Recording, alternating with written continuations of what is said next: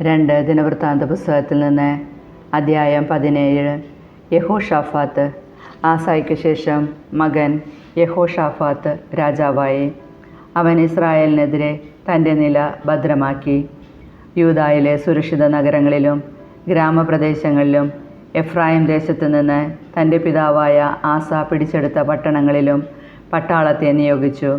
തൻ്റെ പിതാവിൻ്റെ ആദ്യകാല മാതൃകയനുസരിച്ച് ബാലിനെ സേവിക്കാതിരുന്നതിനാൽ കർത്താവ് യഹോഷാഫാത്തിനോടുകൂടി ഉണ്ടായിരുന്നു. അവൻ പിതാവിൻ്റെ ദൈവത്തെ തേടുകയും അവിടുത്തെ കൽപ്പനകൾ അനുസരിക്കുകയും ചെയ്തു.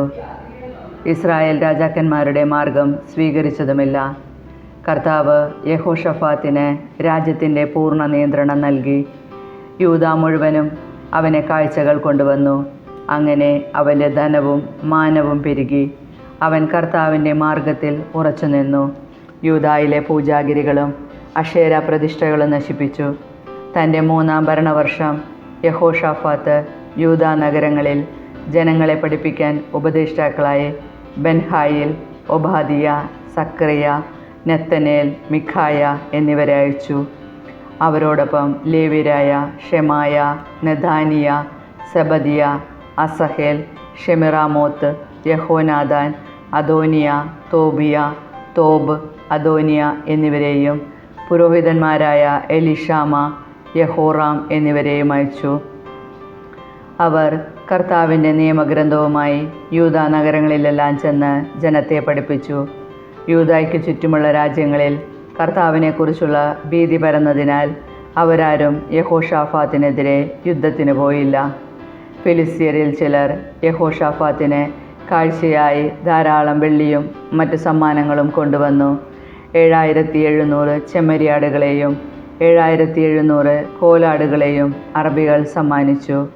യഹോഷാഫാത്ത് അടിക്കടി പ്രബലനായിക്കൊണ്ടിരുന്നു. യൂദായിലെങ്ങും കോട്ടകളും സംഭരണ നഗരങ്ങളും പണിതു.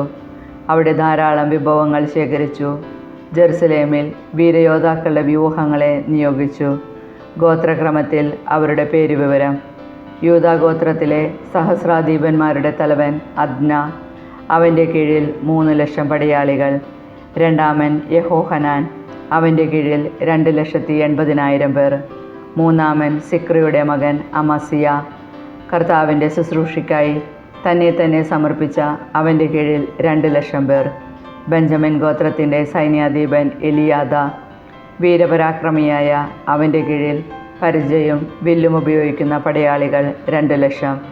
നാലാമൻ യഹോസബാദ്. അവൻ്റെ കീഴിൽ ആയുധധാരികൾ 1,80,000. യൂദായിലെ സുരക്ഷിത നഗരങ്ങളിൽ നിയമിച്ചിരുന്നവർക്ക് പുറമെയാണ് രാജസേവകരാണിവർ.